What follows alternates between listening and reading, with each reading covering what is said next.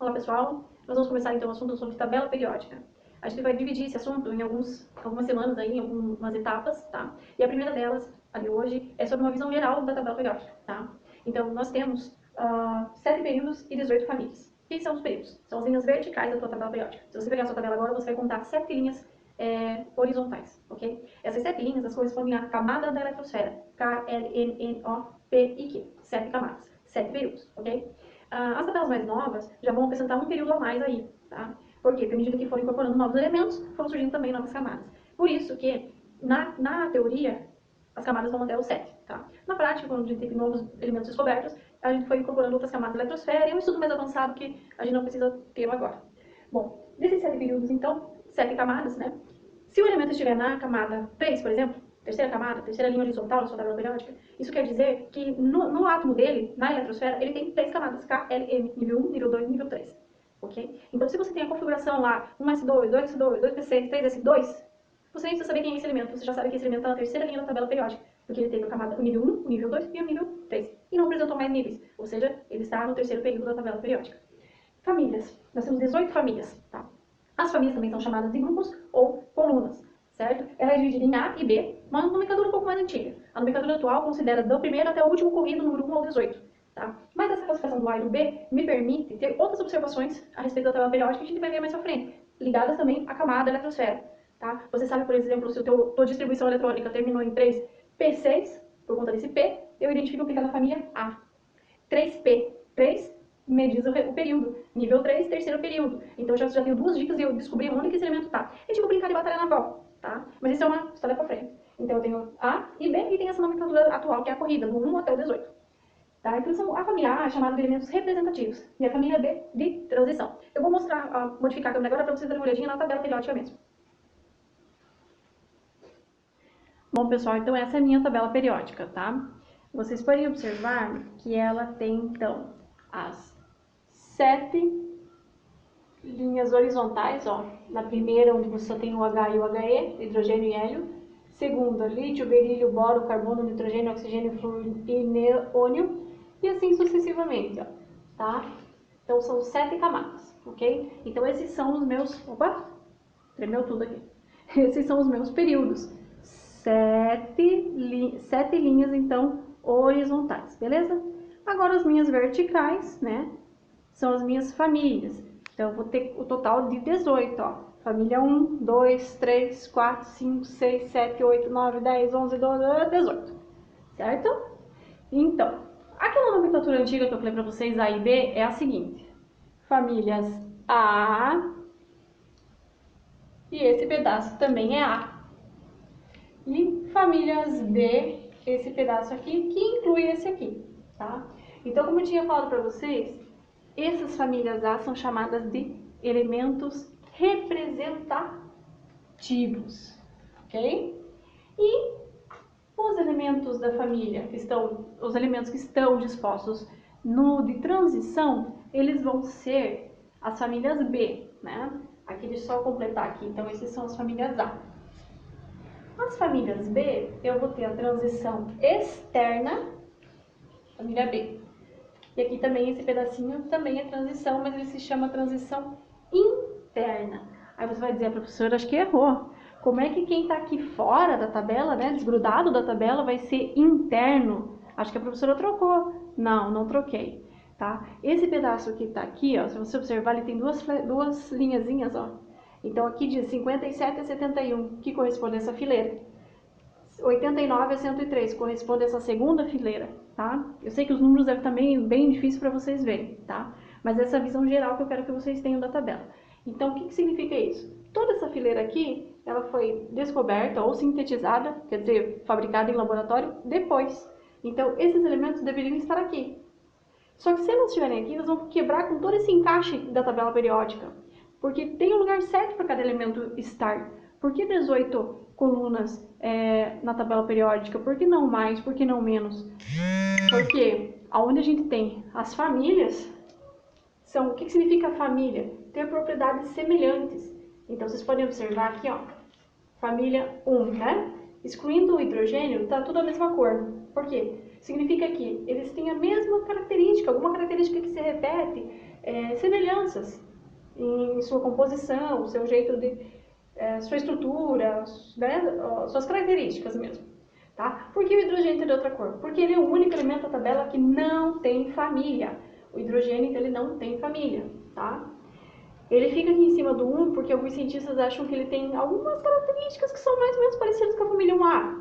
Tem tabelas que ele está aqui na 7, porque existem cientistas que acreditam que ele se parece mais com a família 7, outras que ele está aqui no meio. Tá? Toda tabela periódica tem, eu acho que eu vou pegar aqui, se ficar ruim, gente, se tremer, vocês me desculpem. Eu não sei fazer esse tipo de coisa, vamos aprendendo.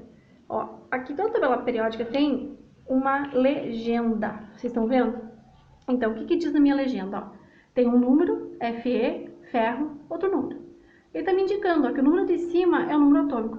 Então, qualquer átomo que eu pegue aqui, o número de cima vai ser o número atômico. Ó, do mercúrio 80, do ouro 79, o paládio 46, tá? Outro dado da minha tabela, na minha legenda, perdão. Fe, esse é o símbolo do elemento químico. Então, por exemplo, La, Ce são os símbolos do elemento. Ferro, quer dizer, abaixo do símbolo, tá o nome, ó, lantânio, sério, tá? Depois o outro número, ó, esse é o peso atômico ou a massa atômica, tá? Podem observar que ele é um número bem grande, né? Deixa eu ver se eu consigo focar aqui, que tá, se eu parar de tremer.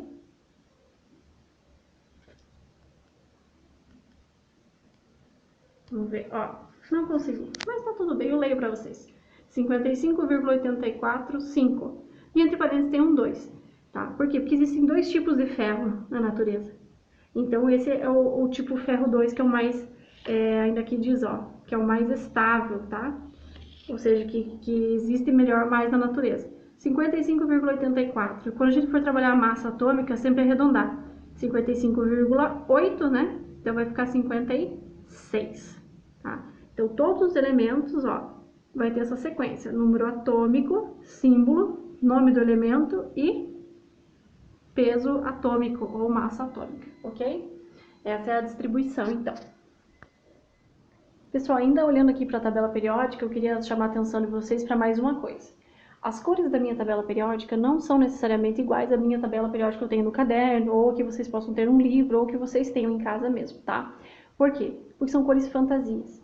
Então, essas cores são usadas para representar outra classificação. A gente pode ver que quem está de cinza são os não metais. O verdinho aqui, mais claro, são os metais alcalinos, que é a família 1A. Alcalinos terrosos, esse outro verde aqui mais escuro. Metais de transição, tudo isso aqui, roxo. Esse outro rosa aqui, pink, né? São os metais representativos. Então, esse aqui do alumínio, ó, pega o estanho aqui e tal. Esse pedaço aqui são metais representativos. Os rosinha mais claros são os semimetais, tá? Semimetais. A outra cor aqui, não sei que cor é essa, gente. Um vermelho, um rosa, sei lá, um vinho. Aqui, ó, são a série dos lantanídeos. Por que isso? Lembra que eu falei para vocês que estão aqui dentro? Então, eles são uma série e começam pelo lantânio. Então, ficou conhecido como série dos lantanídeos. E esse aqui, uma cor meio avermelhada também, actinídeos, porque o primeiro é o actínio. Então, é a série dos actinídeos, tá? Então, essa é uma classificação. Azul clara, halogênios. Azul escuro, gases nobres, tá? Então, outra coisa que eu queria falar para vocês, referente à classificação da família A. Quem mora na família 1A tem só um elétron na última camada. Quem está na 2A, 2 elétrons na última camada. Só as A, gente, ó, só as famílias A. 3A, 4A, 5A, 6A, 7A, 8A. 3, 4, 5, 6, 7, 8 elétrons na última camada. Perceberam que o meu 13 virou 3A? Então, de novo, ou eu classifico 1, 2, 3, 4, 6, corrido, ou eu vou classificar com A e B. Aí vai ser família 1A, 2A, 3A, 4A, 5A, 6A, 7A, 8A. E as B aqui também tem a classificação, tá? A gente não vai ver agora porque estamos vendo uma visão geral de cada uma, tá? Depois eu retomo essa parte com vocês na próxima videoaula. Pessoal, outra coisa que eu preciso comentar com vocês é que os elementos, eles estão dispostos em ordem de número atômico. Então, lembrando, o número atômico é aquele númerozinho na minha tabela que está aqui em cima. Verifique na sua tabela a sua legenda para saber onde ele está. Eles estão em ordem do número atômico. Ó. Então, 1, 2, aí vem para cá, lítio 3, berílio 4. Nessa ordem aqui, ó, 5, 6, 7, 8, 9, 10 e assim por diante, a ordem de número, então, atômico. Outra coisa que eu queria falar com vocês é, nessa classificação aqui minha, então, né, dessas cores, também tem outra que é mais básica, tá, gente?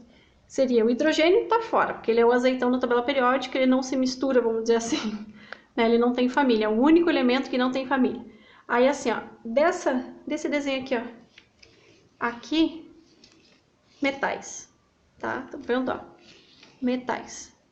E aqui, não metais. E os que também não fazem parte da classificação, gases nobres, tá? Então essa também é uma outra classificação para a gente pensar. E é essa que está no resumo de vocês.